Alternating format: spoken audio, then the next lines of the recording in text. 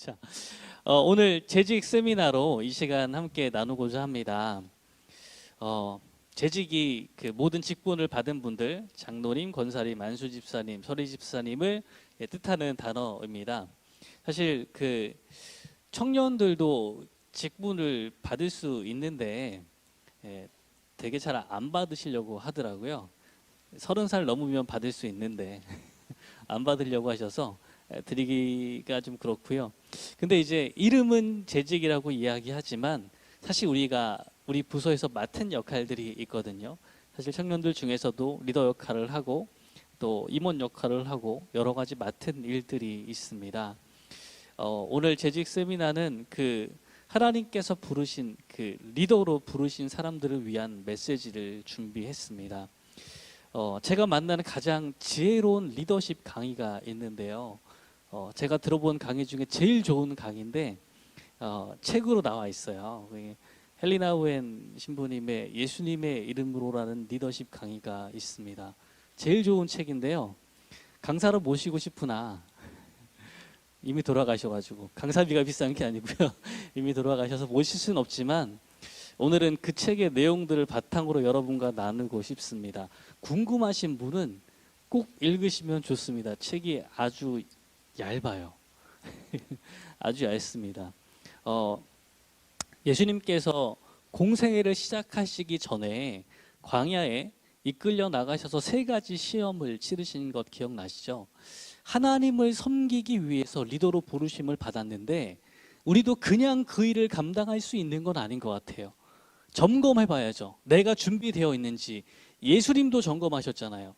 하나님의 아들이신 그분도 하나님께서 원하시는 일을 시작하기 전에 이 3가지 시험을 분명히 지나가시거든요.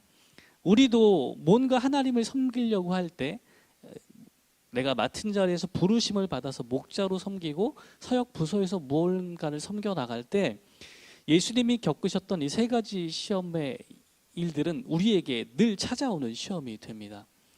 하나도 준비되어 있지 않고 일을 시작할 수는 없겠죠.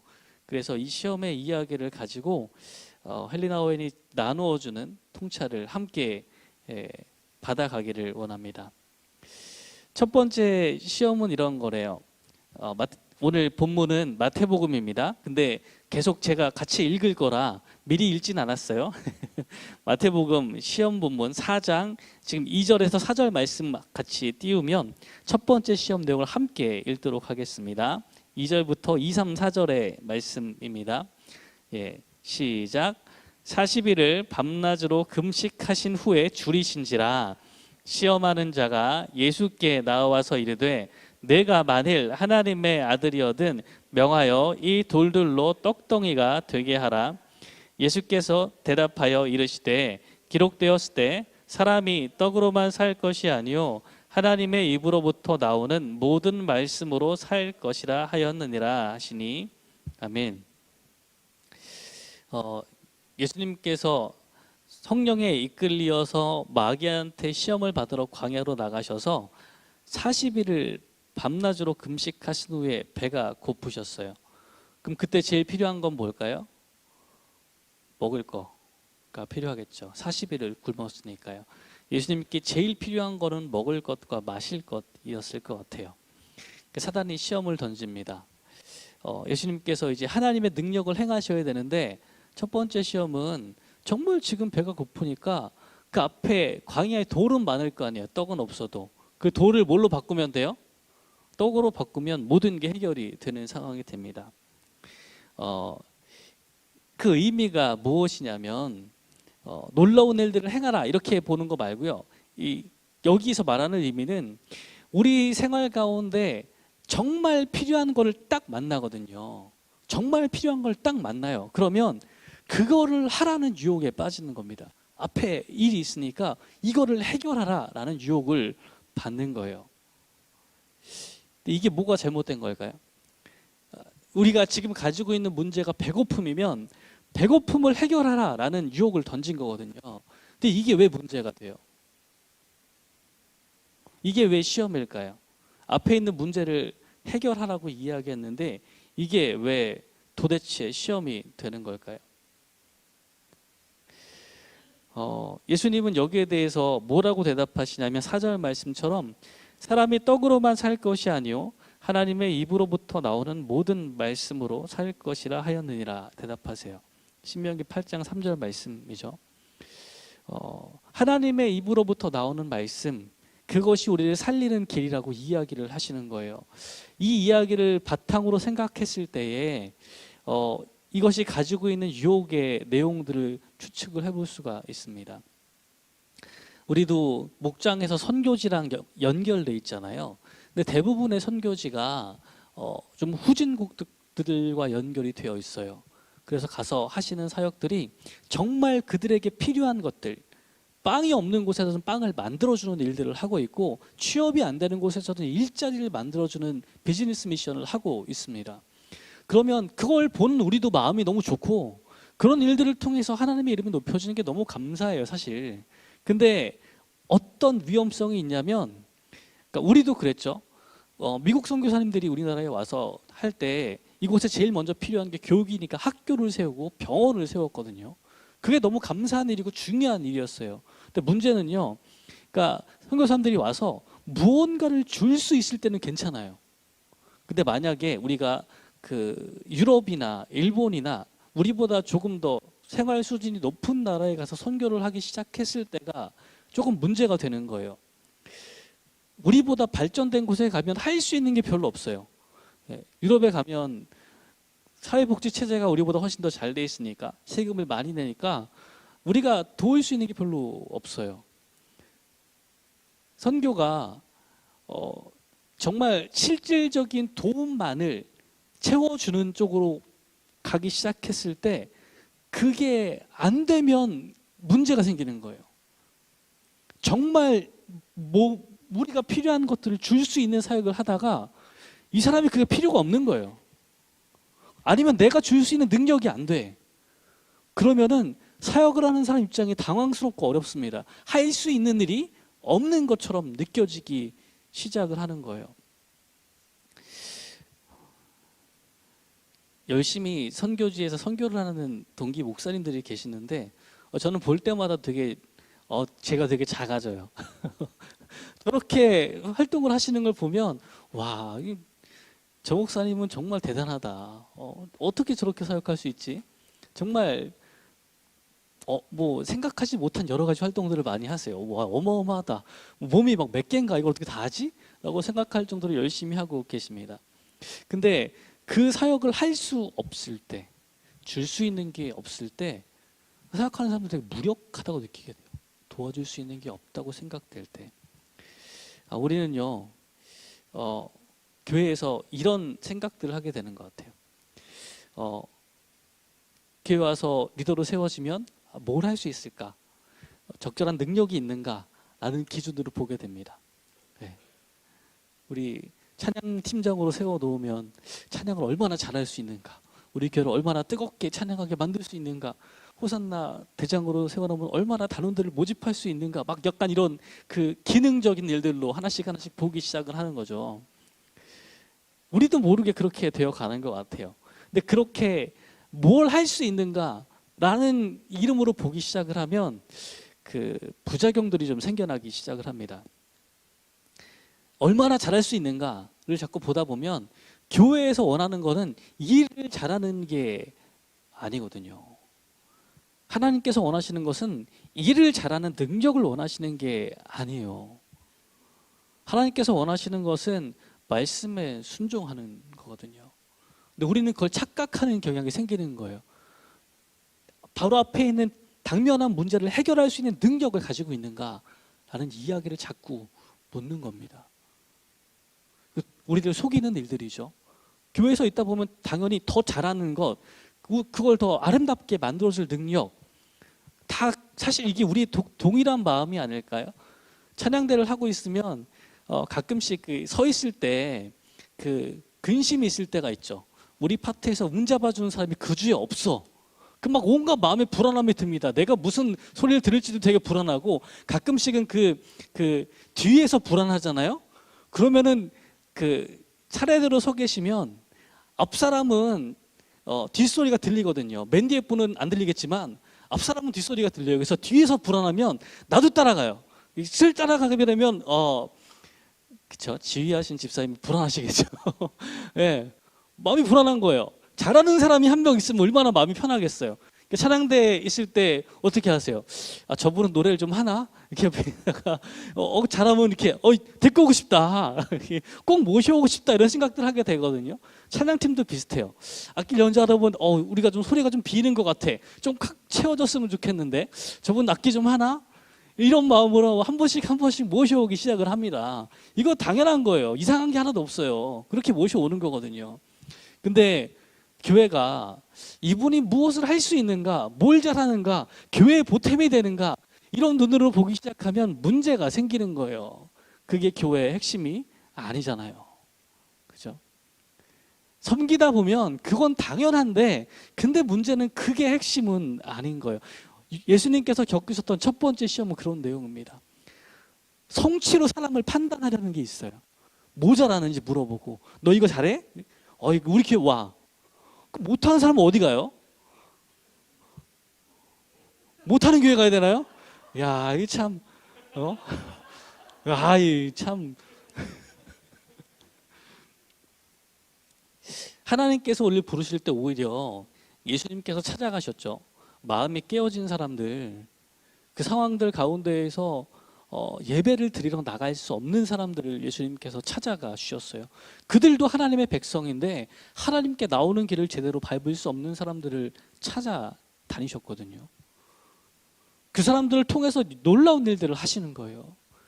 이게 교회의 제일 중요한 점들인데, 예수님께서 이 성취의 욕구에 빠지시면 잘난 놈들을 불러가셨겠죠. 제자를 삼으실 때 뛰어난 애들을 불러가셨겠죠. 예. 그 어느 이단에 사는 것처럼 교인의 등급을 매겨서 A급만 전도를 했겠죠. 그거는 하나님의 뜻이 아니잖아요. 근데 교회는 그런 유혹이 항상 있다는 거예요. 잘하는 사람을 데리고 뭘 하고 싶고 그렇게 하고 싶은 마음들이 자꾸 생겨난다는 겁니다. 근데 정말 하나님께서 우리 가운데 일으키시는 일은, 이런 일을 하다 보면 내가 좀 못하다고 생각이 들면, 내가 좀 부족하다고 생각이 들면 마음이 어려워요. 교회 왔는데 좀 고독하다는 느낌도 들고 대화할 사람도 없다는 생각이 들고 내가 뭐 잘하는 게 없으면 여기서 따돌림 당하는 듯한 느낌이 들기 시작을 합니다. 근데 예수님은 그런 사람들을 찾아서 하나님의 백성으로 회복시키시는 일들을 하십니다. 깨어진 관계에서 무너진 마음들의 사람들을 끌어내셔서, 어쩌면 사회는 더 성공지향적이잖아요. 더 성공한 사람들을 이야기하고 그런 사람들의 이야기를 자꾸 들려줍니다. 성공하라고요. 근데 그것은 우리의 방식이 아닌 거예요. 예수님께서 부활하신 다음에 제자들을 3년 동안 열심히 데리고 다니면서 가르치셨는데 얘네들이 정신을 못 차려요. 언제까지? 십자가에 달리실 때까지 정신을 못 차리고 딴 생각만 하고 있어요. 3년을 키우셨는데 쓸만한 놈들이 없는 거예요. 근데 이 제자들이 언제 변해요? 십자가에 돌아가실 때까지 별로 믿음직스럽지 않았거든요. 수제자인 베드로가 예수님 막 부인하고 저주하고 막 이랬단 말이에요. 그 친구들이 언제 변신해요? 언제 새 사람이 돼요? 부활하신 예수님을 만나고 뒤집어지는 거예요. 그 전까지는 확신이 없었는데 사망을 이기신 그분을 만난 다음에 마음이 뒤집힙니다. 예수님께서 그 베드로를 만나서 회복시키시는 장면이 요한복음 21장에 나옵니다. 3번 부인했던 것처럼 3번 물어보세요. 시몬아, 내가 나를 사랑하느냐 물어보세요. 이제 이 과정을 통해서 시몬이 부활하신 예수님에 대한 확신을 가지면 나가서 하나님의 엄청난 일을 할 사람이 되는 거거든요. 맨 마지막이에요. 하나님께서 부르셔서 제자로 부르시고 리더로 부르셔서 이제 큰 일을 맡기려고 하시는데 가장 맨 마지막에 제일 중요한 물음을 던지시는 거예요. 그 물음이 뭐예요? 내가 나를 사랑하느냐. 뭘 부탁을 드릴 때마다 막 성도님들이 얘기하시거든요. 목사님, 저 잘 못하는데요. 이거 잘하는 사람 많은데요. 계속 얘기하세요. 하나님께서 뭘 물어보세요? 시몬아, 넌 뭘 잘하냐? 너 잘하니까 이거 해 라고 하셨나요? 그거 안 물어보세요. 그거 안 중요한 거예요. 왜 안 중요할까요? 하나님께서 능력을 주시니까 안 중요한 거예요. 그게. 뭐가 제일 중요해요? 내가 나를 사랑하느냐. 여러분, 재직으로 부르심을 받았잖아요. 집사님도 되시고, 예, 그 연말에 제일 바빴던 게 2025년 그 안내 순서, 기도 순서 이렇게 열심히 드리진 않았지만 다 짜놨어요. 그거 되게 복잡하고 어렵더라고요. 이게 막 짜면서 막 그거 하고 있었는데 하나님께서 우리를 부르시고 우리를 사용하시려고 하는데 여전히 제일 중요한 질문은 내가 나를 사랑하느냐예요. 여러분, 하나님 사랑하시나요? 하나님께서 그 질문 또 던지시거든요. 내가 나를 사랑하느냐? 그 마음이 우리가 섬길 수 있는 제일 중요한 근거가 되는 겁니다. 하나님을 사랑하는 사람보다 더 큰 일을 하는 사람은 없어요. 하나님을 사랑하기 때문에 그 다음 단계를 밟아갈 수 있는 거죠. 사람을 사랑할 수 있고요. 하나님께서 주신 사랑처럼 사람들을 회복시킬 수 있는 능력들이 일어나는 겁니다. 교회에 오는 사람들 가운데 많은 사람들은 그 사랑을 만나기 위해서 오는 거예요. 깨어진 마음을 가지고 주님 앞에 나오는 겁니다. 우리를 취해줄 수 있는 그 온전한 사랑을 당신 모자랄 수 있어요? 라고 묻는 마음이 아니고 하나님의 그 무조건적인 사랑을 경험하기 위해서 나오는 거예요. 우리가 그 사랑을 먼저 경험하고 내가 나를 사랑하느냐는 질문에 대답할 수 없다면 우리는 사람들을 기능적으로 만나게 됩니다. 이분은 뭘 잘하지? 이분은 교회에서 뭐 했으면 좋겠다. 이런 생각들을 하게 되는 거예요. 그게 우리가 받는 첫 번째 유혹입니다. 많은 분들이 그 목장에서 열심히 나눔을 하시다가 목사님 상처받았어요. 저 목장 예배 안 나갈래요. 이런 분들이 계세요. 왜요? 목장에 갔더니 그렇게 자랑을 한다는 거예요. 차 바꾸면 자랑하고 옷 사면 자랑하고 가방도 자랑하고 여기까지는 좀 참을 만해. 자식 자랑하는 건 이거 미치는 거예요. 그렇죠? 마음에 이게 덩어리가 져 있는데 자꾸 자랑을 해 가면은 답답하잖아요. 못 가겠는 거예요, 거기에. 어떻게 하면 좋을까요? 네? 돈 내고 자랑하는 걸로요? 네. 근데 그 돈을 그분만 쓸 수는 없잖아. 어떻게 해야 될까요? 목장 모임에서 성취를 좀 자랑하는 걸 좀 이제 좀 줄여야 되는 것 같아요. 그렇죠? 그런 거 자랑하지 말고 하나님께서 우리를 부르시고 이런 일을 시키시는 것들을 자꾸 자랑해 주시는 게 좋을 것 같아요. 우리의 자랑이 밖에서 친구들과 하는 자랑과 똑같다면 우리 목장의 모임은 의미를 자꾸 잃어갈 거예요. 우리는 거기 그거 자랑하라고 부름받은 건 아니잖아요. 그 하나님께서 예배할 때 원하시는 것 혹시 아시죠? 하나님께서 예배할 때 뭘 원하시는지 아세요? 네. 우리가 예쁘게 찬양하는 거, 합이 딱 맞게 연습한 찬양을 드리는 거, 헌금 많이 드리는 거, 많이 보이는 거, 이런 거 좋아하시나요? 하나님께서 예배를 위해서 원하시는 건요, 하나님께서 그 가운데 나타나시는 거예요. 하나님을 만나게 하시는 건데, 성경에서는 그게 하나님께서 자기의 아름다움을 자랑하려고 하신다고 이야기해요. 우리한테. 그죠? 쇼핑하면 며칠 행복하죠? 가방 사면 며칠 행복해요? 옷은 얼마쯤 가나요? 최근에 옷 좀 사신 분 계신가? 이렇게 추울 때는 따뜻한 거 사야 되는데 그 따뜻한 잠바 하나 사면은 올겨울 행복하지 않을까요? 되게 행복하겠죠? 하나님께서 예배 가운데 우리한테 자랑하러 오시는 거예요. 이 추운 겨울날 패딩 하나 사서 입고 오신 다음에 이거 어때? 라고 이야기할 때 막 반응해 주는 거 있잖아요. 오, 너무 멋있어요. 너무 좋아요. 어디서 팔아요? 이거를 원하시는 거예요. 예배할 때 우리를 만나서 하나님의 아름다움을 하나씩 보여주시는 거예요. 우리가 그걸 보고 자랑하게 만드시는 거죠. 우리의 나눔은요, 우리가 만난 하나님을 이야기하는 시간이에요. 하나님이 너무 좋다는 이야기를 나누는 시간이에요. 그래야 나눔이 가능합니다.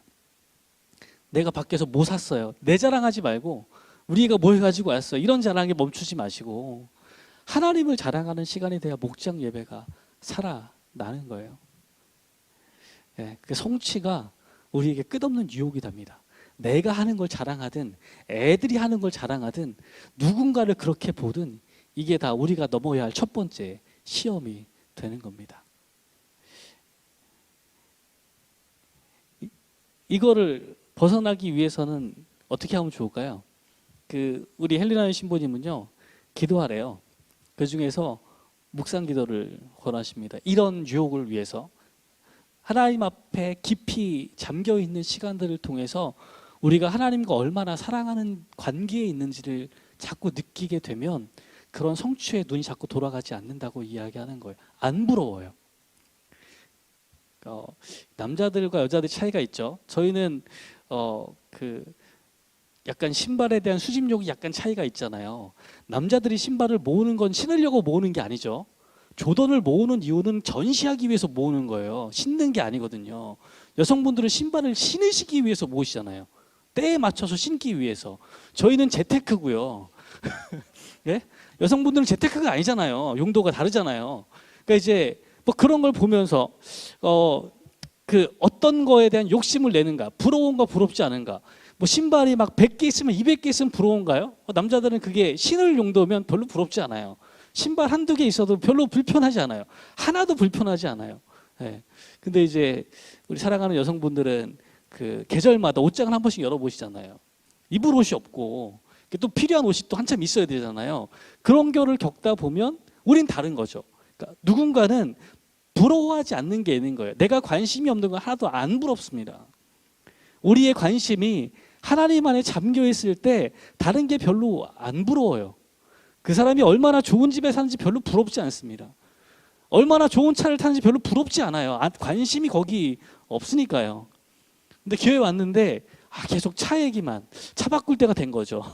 차 바꿀 때가 되면 그 어간에 나온 모든 차들을 다 골라봐요. 다 두들겨 보게 돼 있습니다. 그 관심이 거기에 있는 거예요. 그럼 나와서 계속 그런 이야기 하겠죠. 근데 관심 있는 사람 그게 너무 재밌거든요. 근데 관심이 없는 사람은 하나도 재미가 없어요. 그래서 우리가 이야기를 할 때 대화 가운데 모두가 관심 있는 내용은 뭐예요? 하나님 얘기밖에 없어요. 하나님 때문에 여기 있잖아요. 그 이야기를 준비해서 나누다 보면 하나님께 깊이 교제하다 보면 우리의 이야기와 생각이 바뀌어 갈 겁니다. 그래서 사람이 빵으로만 사는 게 아니라 하나님의 입에서 나오는 모든 말씀으로 사는 거예요. 그 말씀을 듣고 그 말씀을 자랑하는 것이 우리에게 주어진 첫 번째 일입니다. 자, 두 번째 시험으로 볼까요? 5절부터 7절의 말씀입니다. 앞에 띄워주시면 같이 읽도록 하겠습니다. 이에 마귀가 예수를 거룩한 성으로 데려다가 성전 꼭대기에 세우고 이르되 내가 만일 하나님의 아들이여든 뛰어내리라 기록되었을 때 그가 너를 위하여 그의 사자들을 명하시리니 그들이 손으로 너를 받들어 발이 돌에 부딪히지 않게 하리로다 하였느니라. 예수께서 이르시되 또 기록되었을 때 주 너의 하나님을 시험하지 말라 하였느니라 하시니. 아멘. 예루살렘은 많은 도시들 중에서 성전으로 돌아가는 도시였어요. 다른 기능이 없어요. 농사도 제대로 안 되고 예루살렘에 성전이 있기 때문에 성전에서 쓰이는 재물들을 팔아야 되고 환전을 해야 되고 오는 사람들이 숙박을 해야 되고 이런 것들 때문에 운영되는 도시였습니다. 그 중에서 가장 사람이 많은 곳은 어디예요? 성전에 제일 많아요. 성전 앞에. 거기 사람들이 제일 많이 모여 있습니다. 지금 마귀가 예수님을 그 거룩한 성 예루살렘으로 데려다가 성전 꼭대기에 세워요. 성전 꼭대기가 그렇게 지금 보기엔 높지 않지만 어쨌건 거기선 제일 사람 많고 제일 눈에 띄는 장소에 거기서 뛰어내리래요. 뛰어내리면 어떻게 돼요? 성경을 인용하죠. 천사들이 받들어서 발이 돌에 부딪히지 않게 한대. 그럼 어떻게 돼야 돼요? 내려오다가 떠야죠. 그죠? 내려오는데 안 부딪혀야 돼. 이런 거를 이제 기대하고 있는 겁니다. 그러니까 그걸 딱 보여주라는 거예요. 성전 꼭대기에 가서 사람 엄청 많은데 뛰어내려요. 쳐다보겠죠. 궁금하니까. 근데 안 떨어져. 이거 보면 어떻게 되겠어요? 오, 이거 되잖아요. 이거를 원하는 거예요. 사람들한테 멋있게 보이고 뭐 대단한 일을 행하는 것들을 보여주라는 거예요. 보여주라고. 예수님께서 사역을 시작하셔야 되는데 보여주면 되지 않냐고. 그거 하면 유명해지지 않냐고. 그거 하면 사역이 좀 쉬워지지 않겠냐고. 예수님을 모르는 사람이 어디 있겠어요. 예루살렘에서 이걸 다 봤는데 보여주라고 하거든요. 예수님께서 놀라운 일을 사실 좀 하시잖아요. 그죠? 성경에 보면 너무 많거든요. 죽은 사람도 막 살리거든요. 근데 이건 왜 안 하셨을까요? 놀라운 일을 하실 거잖아요. 뒤에 죽은 사람도 살리고 안준뱅이도 막 걷게 하시고 소경도 눈뜨게 하실 건데 이건 왜 안 하신 거예요?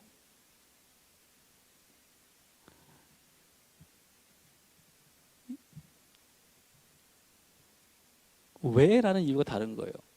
예수님께서 고치신 것은 그들이 불쌍하기 때문에 죄에서 구원하기 위한 행동을 해주신 건데 이거는 그게 아니에요. 내가 멋있는 거 하려고 내 이름을 높이기 위해서 뛰어내리라는 이야기를 던지고 있는 거거든요.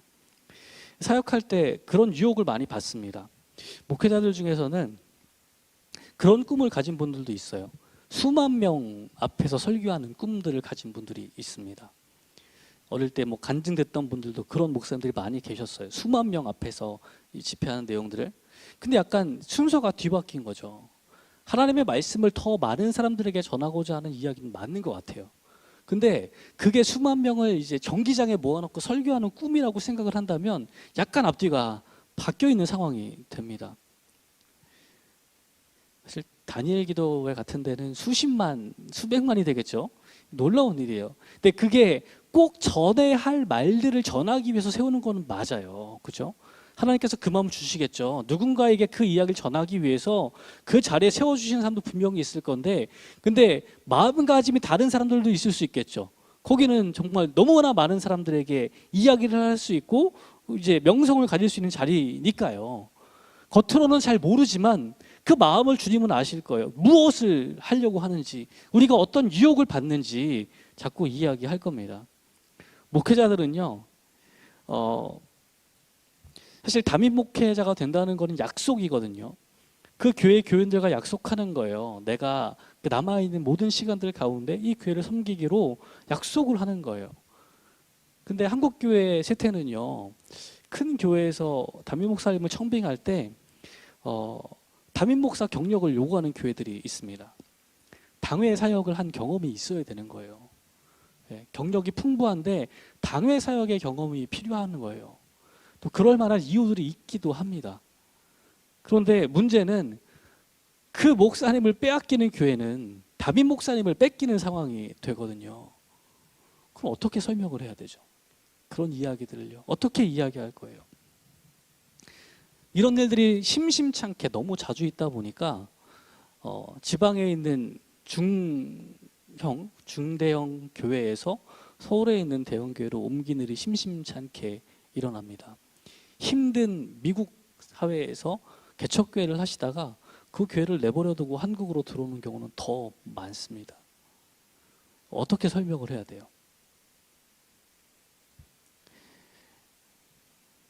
우리는 그렇게 멋있어 보이는 거, 대단한 사람이 되는 것 같은 유혹들을 많이 가집니다. 섬기다 보면 이런 유혹들이 목회자들뿐만 아니라 모든 사역자들에게 똑같이 와요. 어떻게 오냐면 대단해 보이려고 하는 거예요. 내가 약간 개인적인 영웅주의, 나만 대단한 일을 해야 돼요. 예를 들면 올해 내가 목자가 됐어요. 25년에. 그러면 목원들이 다 날 좋아해야 돼. 우리 목원들 다 나 좋아해야지. 내가 목자 했으니까 작년에 안 나온 사람들 다 나와야지. 막 이런 거 있잖아요. 되게 영웅적인 목자가 되고 싶은 거예요. 목자는 목자인데 그런 꿈이 생겨나는 거예요. 그렇지 않겠어요? 갑자기 너무 잘하고 막 이런 상황들이 벌어지기를 원하는 거죠. 내가 사역에서 팀장을 맡으면 갑자기 막 일이 너무 잘 돼. 사람들 다 나오고 막 우리 귀에 막 다 고치고 막 그런 거 있잖아요. 보일러가 안 들어가는 거 다 고치고 막 지금 비 새는 거 다 고치고 막 내가 하면 다 해야지 막 이런 생각들을 하게 되는 거예요. 우리 막 영웅적인 심리가 있다니까요, 사람들한테는. 내가 목자하는 25년 끝나면 내년에 분가해야지. 막 이런 꿈을 가지고 막 하게 돼요. 그게 하나님께서 주신 마음이면 다 좋은데 그게 아닌 경우가 있으니까 문제가 되는 거예요. 예수님께서 베드로에게 요한복음 21장에서 내가 나를 사랑하느냐 물으신 다음에 그 다음에 할 일들을 알려주세요. 그게 내 어린 양을 먹이라, 내 양을 치라, 내 양을 먹이라, 이런 이야기를 하세요. 그러니까 이 얘기가 뭐냐면 우리가 하는 사역들은 혼자 하는 게 아니에요. 같이 하는 거예요. 같이 혼자 막 영웅이 되는 게 아니라 함께해서 그 일들을 만들어가는 겁니다. 목장이 그런 일을 할 수 있는 되게 좋은 공동체가 되는 거예요. 하나님을 믿을 때 혼자 믿는 것과 함께 믿는 건 되게 다른 이야기입니다. 함께 믿는 일들이 필요해요. 혼자 가기가 쉽지가 않기 때문에 그렇습니다. 몸이 힘들 때, 마음이 낙심될 때 그 일을 혼자 가면 참 견디기가 어렵지만 옆에서 그거를 도와주고 어렵게 책망하는 이야기도 해주고 따끔하게 혼내주는 사람도 있어야 되는 거예요. 붙잡아주는 사람도 있어야 되는 거예요. 그래서 우리에게는 항상 옆에 함께 걷는 사람들이 필요합니다. 교회 다니는 사람들 중에서 가장 많이 넘어지는 사람이 누군지 아세요? 목회자예요. 왜냐고요? 같이 신앙생활할 사람들이 없기 때문에 그렇습니다.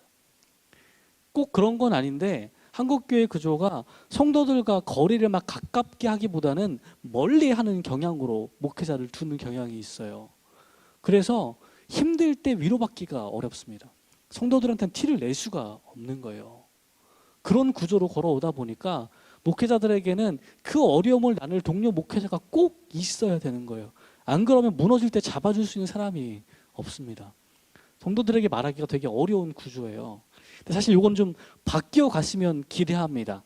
왜냐하면 제가 자신이 없기 때문에 완벽한 걸 요구하시면 너무 자신이 없기 때문에 우리 사랑하는 당연 장로님들과 함께 어려운 얘기 많이 하고 기도 부탁 많이 하면서 같이 가고 싶은 거예요. 힘들 때 잡아줄 수 있는 사람이 필요해요. 도와줄 수 있는 사람이 너무 필요합니다. 나 혼자 영웅되는 게 중요한 게 아니라 같이 가는 게 너무 중요한 거예요. 우린 그러기 위해서 부르심을 받았습니다. 그러니까요. 제일 되면 안 되는 사람이 있어요. 목장에서 나눔할 때도 마찬가지인데 모든 것을 다 아는 사람은 되면 안 됩니다. 네. 막 얘기하면 목장에서도 얘기하면 그거 내가 경험해 봤는데 이거 이렇게 해야 돼.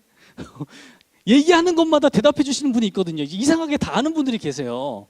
그거 하면 안 돼요. 몰라도 괜찮습니다. 근데 이제 그분들이 원하는 건 답이 아닐 수도 있어요. 예. F분들이 얘기하면 거의 답이 아니죠. 예. 모든 거를 아는 분들은 위험해요. 예. 같이 해야 되는데 혼자 막 답을 주고 계시면 안 되는 거예요. 예. 모르면 모른다 이야기하고 도움이 필요하면 도와달라고 이야기하는 게 훨씬 더 좋은 방법입니다. 저도 그럴 거예요. 자꾸 이야기할 거예요. 모르는 건 모른다. 필요한 건 도와달라. 목사는 뭐의 전문가예요? 성경의 전문가예요. 성경 해석의 전문가예요. 제가 과학에 대해서 과학자보다 더 잘 알겠어요. 사업에 대해서 더 잘 알겠어요. 근데 갑자기 많은 성도님들이 와서 목회하는 목회자한테 목사님 사업이 잘 안 되는데 이거 좀 조언이 좀 필요합니다. 몰라요. 어떻게 알겠어요? 제가 뭐 주식을 투자해 봤겠어요? 요즘 주식이 잘 안 되는데 어디다 투자하면 좋겠습니까? 몰라요. 그걸 제가 어떻게 알겠어요? 본 적이 없는데. 뭐 가치 투자, 장기 투자 제가 뭐 재무제표를 받겠어요? 뭘 할 줄 알겠어요? 연약한 그대로 같이 나누고 도울 수 있는 관계로 가는 게 우리에게 필요합니다. 그래서 어떤 그 훈련이 필요하냐면 고백하고 용서하는 훈련이 제일 많이 필요하다고 해요. 잘못한 거 이야기하고 서로 용서해 주는 게 너무나 필요하다고 합니다. 교회에서 이게 잘 안 돼요. 왜냐하면 영웅 심리가 있다고 말씀드렸죠. 영웅 심리가 강력한 문화일수록 이 죄고백이 어려운 거예요. 사소한 잘못도 미안하다 이야기할 수 있고 용서해주고 괜찮다라고 하면 되는데 이게 너무 어려운 거예요. 그 말 한마디가 어렵습니다. 우리도 좀 그렇죠. 미국은 더한 것 같아요. 거기는 더 개척자 정신이 강해가지고 더 영웅주의가 심합니다. 우리도 그래요. 교회에서 영웅이 되고 싶으니까 잘못한 얘기를 자꾸 안 하려고 하는 거예요. 용서를 구하는 게 너무 어려운 거예요. 그 한마디가. 미국에서도 이제 교회에서 할 수 없는 일들이 있대요. 미국에 이제 그 알코올 중독 치유하는 AA라는 모임이 있죠. 또 알코올 중독자 가정의 아이들, 거기서 자란 성인 아이들의 치유를 위한 모임들도 있대요. 많은 사람들이 대화와 치유를 경험하는 곳이 교회가 아니에요. 거기도. 교회에서 그 얘기 못 합니다. 알코올 중독으로 힘들어하고 마약 중독으로 힘들어하는 사람들이 교회에서 받아들여지지가 않아요. 그렇게 실패한 인간들은 잘 취급을 안 합니다. 성공에 심취해 있기 때문에 그 이야기를 듣고 싶지도 않고 그런 이야기는 우리 애들한테 해가 되니까 하지도 마라고 막아버립니다. 교회에서 그 얘기를 못 해요. 내가 실패한 이야기, 실수한 이야기, 넘어진 이야기를 못 하는 거예요. 그럼 어디 가요? 여기 AA, ACA 가서 그런 상황들을 받아줄 수 있는 사람들 가운데 이야기를 던지는 겁니다. 그러면서 거기서 치유가 되기 시작하는 거예요. 계속 그것을 반복하는 것이 아니라 나를 지지하고 들어주는 사람들 가운데에서 회복이 되기 시작하는 겁니다. 여러분, 우리에게 필요한 건요, 자랑하는 공간이 아니에요. 내가 무너진 부끄러운 이야기를 들어줄 수 있는 사람들, 그 이야기를 듣고도 나를 지지해 줄 수 있는 사람들, 내 편이 되어주고 나를 세워줄 수 있는 사람들을 원하는 거예요. 그게 교회에서 일어날 때 우리 목장이 살아나는 겁니다. 목장 갔는데 와, 잘못한 건 여기서 말 한마디 잘못하면 죽을 것 같아. 나 교회 못 나올 것 같아. 이러면 목장 어떻게 나가요? 실수한 이야기에도 감싸줄 수 있는 사람들, 먼저 내 편이 돼줄 수 있는 사람들 가운데 있어야 나는 이야기할 수 있는 거예요. 자유로울 수 있는 거예요. 교회 왔는데 저 사람 잘하나 못하나 감시하고, 이번 주는 우리 목장에서 성경을 읽겠는데 몇 번 읽으셨어요? 한 번 약한데. 가정 예배는 몇 번 들으셨어요? 이렇게 하고 나면 감시당하는 듯한 느낌이 들고 추궁을 당하는 듯한 느낌이 들잖아요. 한 번 한 것도 난 되게 대단하다 생각했는데 여기 오면 내가 꼴찌야. 막 이런 거 막 경험하고 나면은 마음이 힘듭니다. 우리가 필요한 건 뭐예요? 진짜 그 어려운 것도 잘 못했어요. 괜찮아요. 이렇게 다음에 이렇게 같이 해볼까요? 이런 이야기를 듣고 싶은 거예요. 안 되면 나도 이렇게 하니까 좋은데 이렇게 한번 같이 내가 좀 만날까요, 우리? 이런 것들을 필요로 하는 거지. 막 이렇게 따지고 막 3등 목원인가 봐. 이런 얘기를 하고 있으면 얼마나 힘들겠어요. 목장 예배 출석률이 너무 저조하신데 이번에 한 달밖에 이번 달에 한 번밖에 안 오셨네요. 이런 거 하고 있으면 누가 나오겠냐고요. 그죠?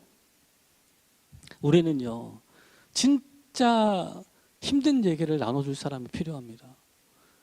이 성공 위주의 사회에서 내가 잘 못한 이야기를 하는 것조차 어렵고, 그리고 그런 이야기를 나눌 사람도 없어요. 사실 요즘 젊은 친구들은 속 얘기를 하는 친구들 한 명 만나기도 어렵습니다. 속 얘기 못하고 살아요. 우리는 그런 일에서 벗어나는 것, 함께 그 마음을 나눌 수 있는 안전한 친구들이 되어주는 것이 우리의 두 번째 시험입니다. 이 시험을 꼭 견뎌내셔야 돼요. 내가 영웅이 되는 게 중요한 게 아니에요.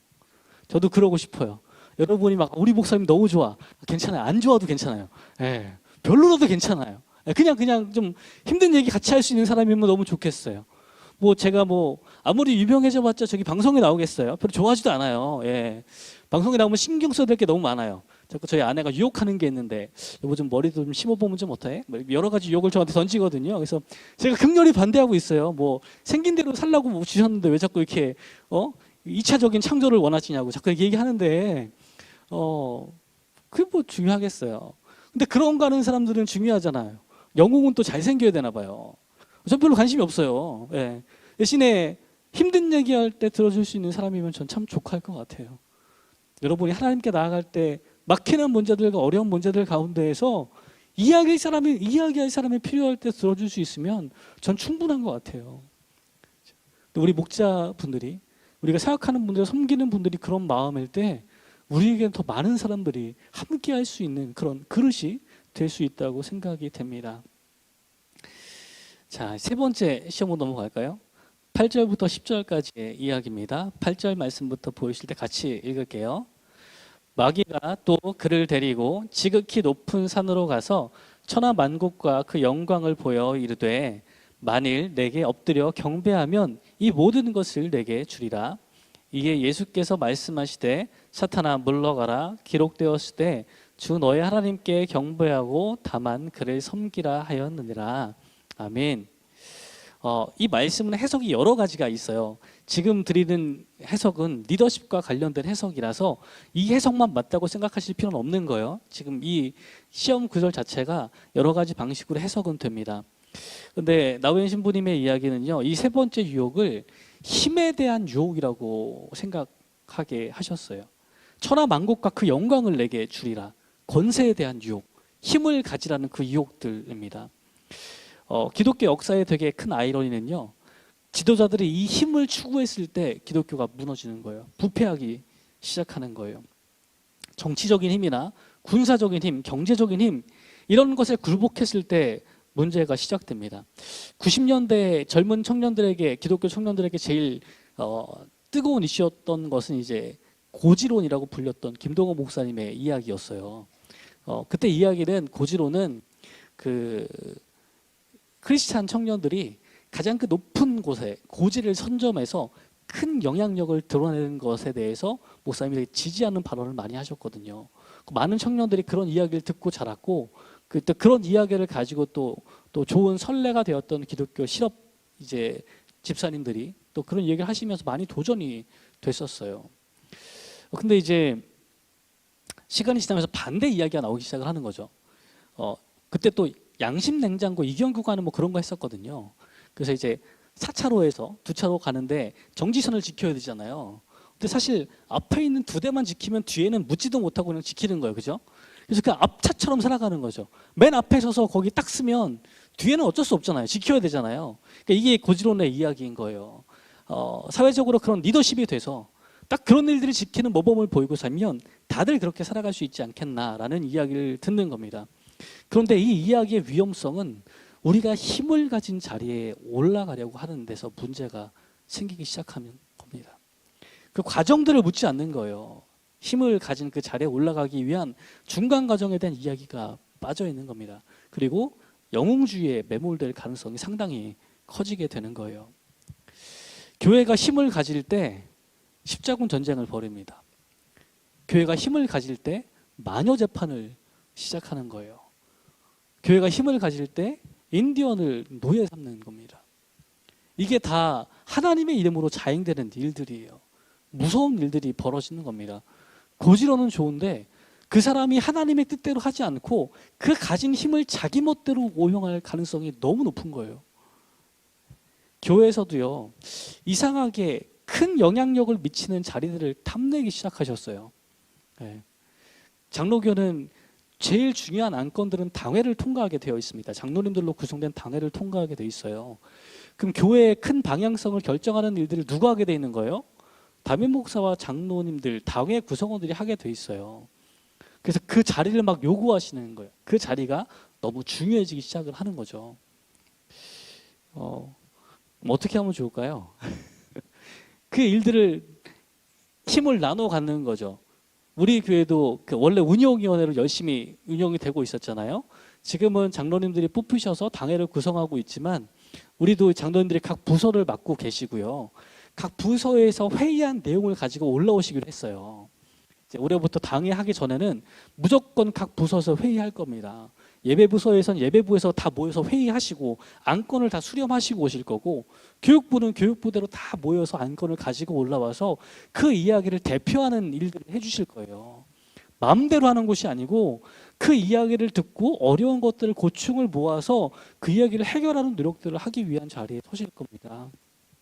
그러니까요, 힘을 추구하는 일들, 이 유혹들에서 좀 벗어나셔야 돼요. 예수님의 공생의 3년 기간을 다 거치고 나서 십자가로 향하는 마지막 길에서 예루살렘으로 들어가는 길에 예수님께서는 우리에게 계속 내가 나를 사랑하느냐 이런 걸 물어보실 때 요한과 야고보가 슬쩍 가서 물어보잖아요. 예수님, 그 나라가 오면 넘버 2랑 3는 저희 주시죠. 이런 거 딜을 한단 말이에요. 그렇게 예수님을 따라서 오래 다녔는데 관심이 어디 있어요? 넘버 2는 누군가요? 넘버 3는 누군가요? 네. 담임 목사님의 최측근은 누군가요? 여러분, 그런 거 하지 마시라고요. 우리 목사님은 누구랑 제일 친해? 넘버 2야. 이런 거 하지 마시라고요. 네. 잘못된 길을 좀 가지 마세요. 예수님께서 이 요한과 야고보가 얼마나 당황스러우셨겠어요. 이게 친척 관계인데, 그죠? 와서 이제 엄마까지 뒤밀어가지고 막 하거든요. 넘버 2, 넘버 3 이제 달라고 자꾸 이야기한단 말이에요. 이런 일들이 많이 일어납니다.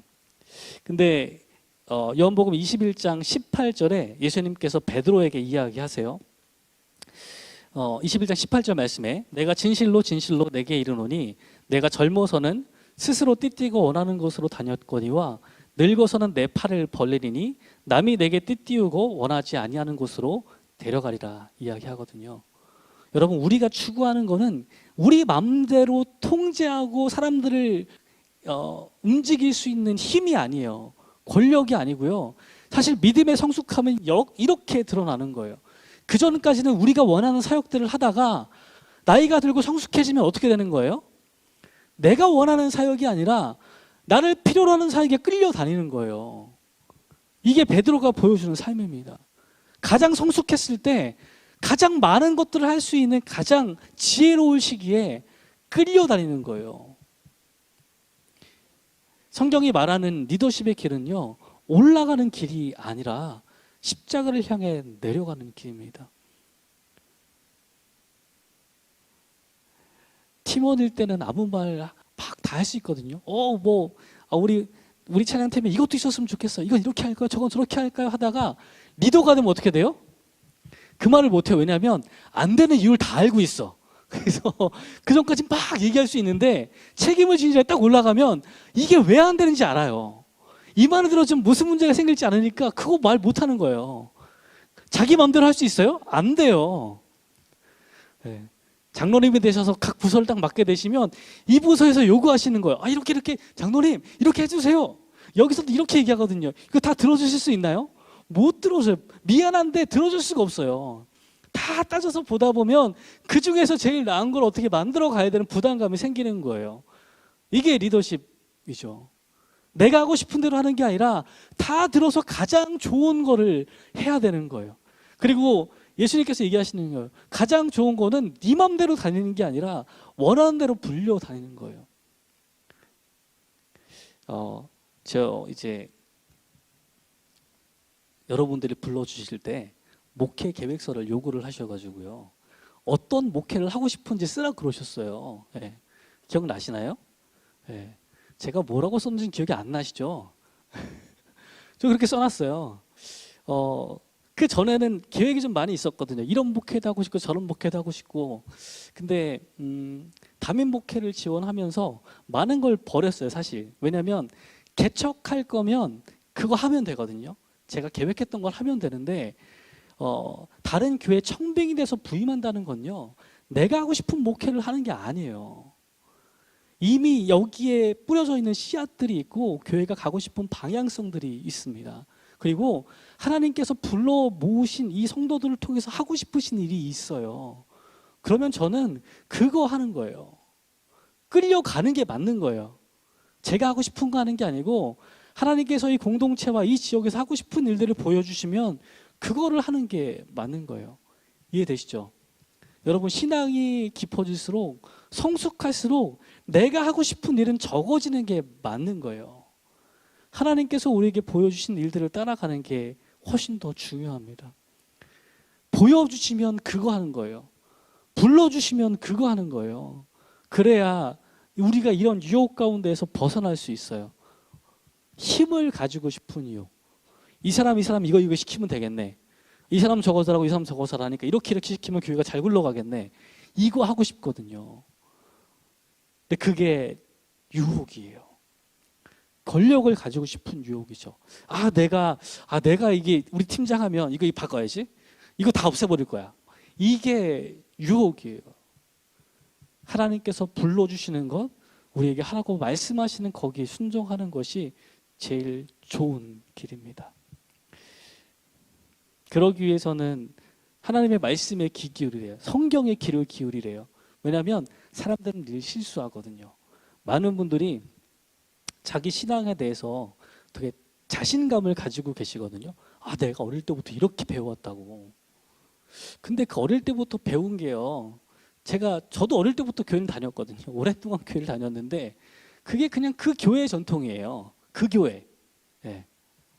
어릴 때부터 다녔는데 그 교회의 전통이에요.